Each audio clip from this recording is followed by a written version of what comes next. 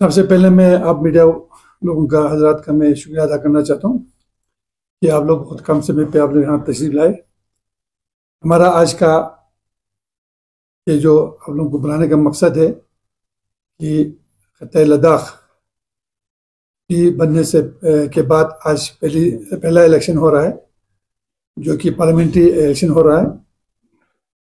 तो इसमें जब से यूटी बना है अभी तक, पहले कश्मीर के साथ था उस वक़्त, और इसके बाद यहाँ पर इतने साल में बीजेपी सरकार ने कितना तरक्की किया, कितना डेवलपमेंट किया, उसके बारे में मैं थोड़ा सा लोगों को आगाह करना चाहता हूँ। सबसे पहले तो हमारा 70 साल का डिमांड था, जो कि लद्दाख के बच्चे के ज़बान पे कि हमें जोजिला टनल, जो कि हमारे लिए बहुत अशद ज़रूरी था, ख़ासकर सर्दी के महीने में। यहाँ पर 6 महीना जो है हम मुल्क और दुनिया से बिल्कुल कट ऑफ रहते थे, और यहाँ पर सब्ज़ी का किल्लत, यहाँ पर हर चीज़ का किल्लत रहते हैं अभी भी। तो ये जो जोजिला टनल हमारा दराना मांग था, वो हमारे मोदी जी की सरकार में, बीजेपी की सरकार में इन्होंने सैंक्शन किया। इसका लद्दाख के तमाम लोगों को खुशी भी है और उनका शुक्रिया भी अदा करना चाहते हैं। जोजिला टनल हमारा ऐसा एक मांग था जो कि हर बच्चे उस मांग को दोहराते थे, लेकिन इसके लिए पूछने वाला कोई नहीं था।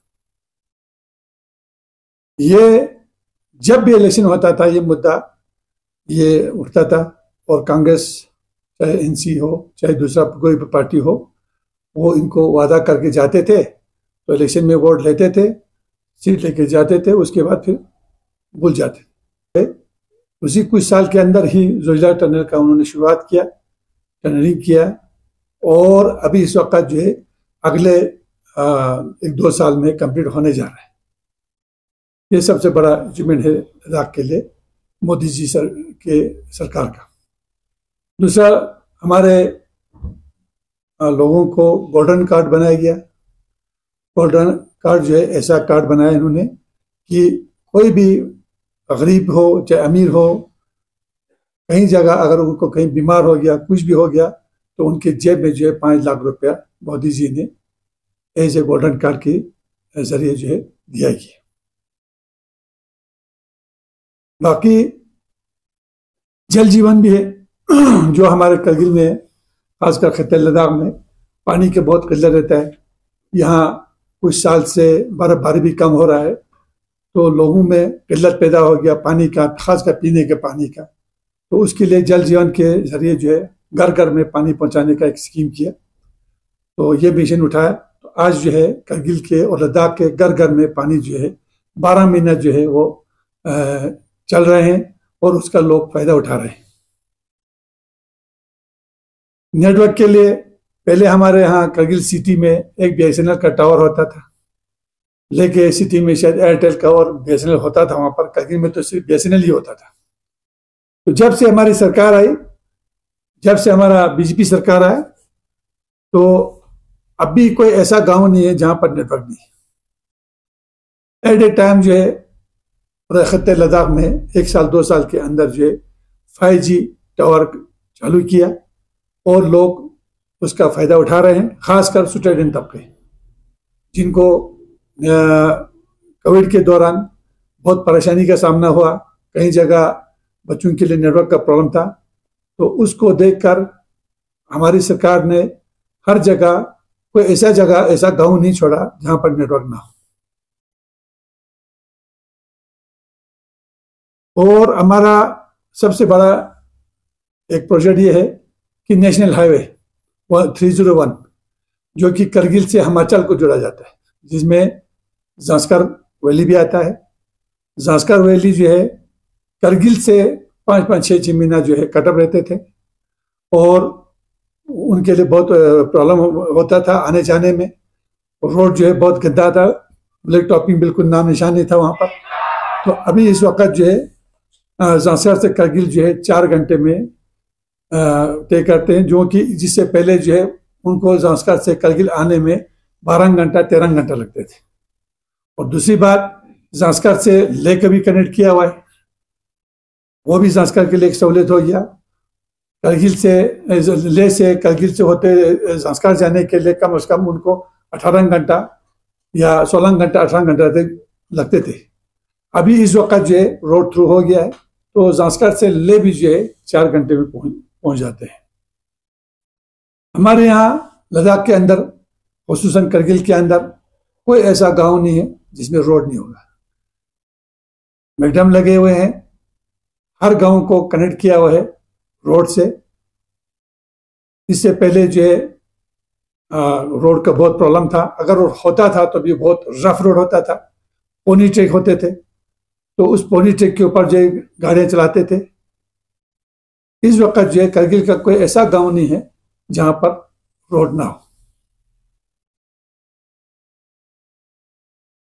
और सबसे यहाँ पर जो यूटी होने के बाद एक फायदा ये हुआ है कि यूटी से पहले जो है हमारा जो डिस्ट्रिक्ट का बजट 70 करोड़ 80 करोड़ तकरीबन होता था, जो कि हमको JNK गवर्नमेंट जो है हमको देते थे, जिसमें बारिश के में जब फंड्स का जो शुरू होता है उस वक्त उसमें से भी 10-15 करोड़ जो है वो लैब्स की सूरत में जो है वापस दिया जाता था। इससे क्या होता था, हमारा डेवलपमेंट वर्क के लिए, बाकी चीज़ों के लिए, लैंड कंपनसेशन के लिए हमारा 5-5 6 साल 10 साल पेंडिंग रहता था।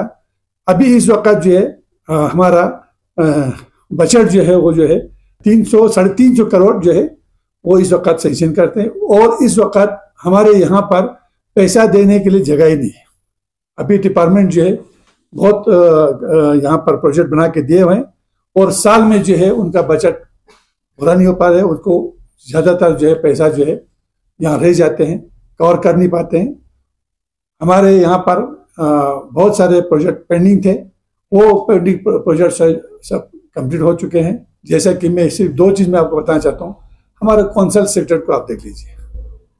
कौंसल सेक्टर को जब से कौंसल बना था तब से लेके लास्ट ईयर तक या इससे पहले 1 साल तक बिल्कुल हाफ बना हुआ था, आधा बना हुआ आधा छोड़ा हुआ था, क्योंकि बजट की कमी की वजह से। आज कौंसल सेक्टर जो कंप्लीट हो चुका है। ये सिर्फ मैं एक मिसाल दे रहा हूँ।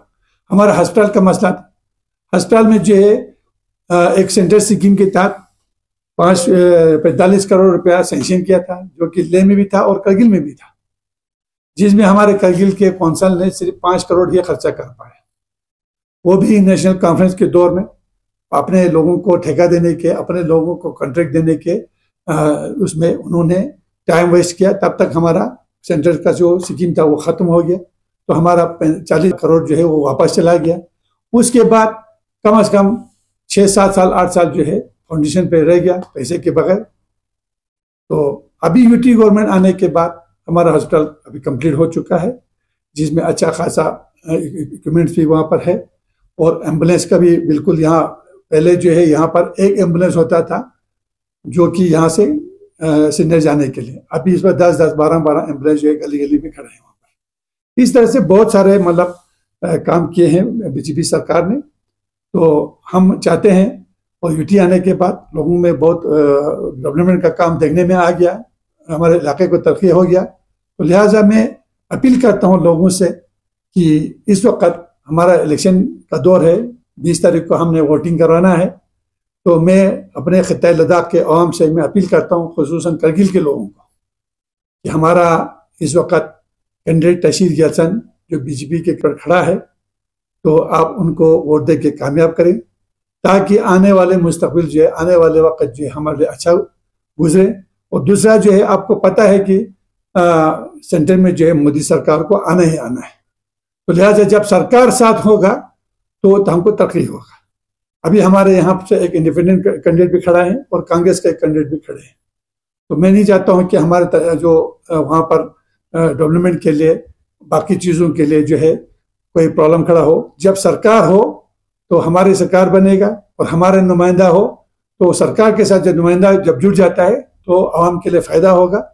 इंशाल्लाह आप सब उम्मीद है कि आप लोग बीजेपी को वोट दे के बीजेपी कैंडिडेट को कामयाब करने में हमारा मदद करेंगे। और आप सबसे अपील है कि आप हम करगिल के जो अवाम है वो जितने भी हो सके हमारे तहसील गलसान को वोट दे के कामयाब करें। शुक्रिया। For more updates, subscribe to our channel Kargil Today. Click the show links and enjoy watching the videos. Like us on Facebook and follow us on Instagram. Keep watching Kargil Today. Keep enjoying Kargil Today, the only voice of Kargil Ladakh.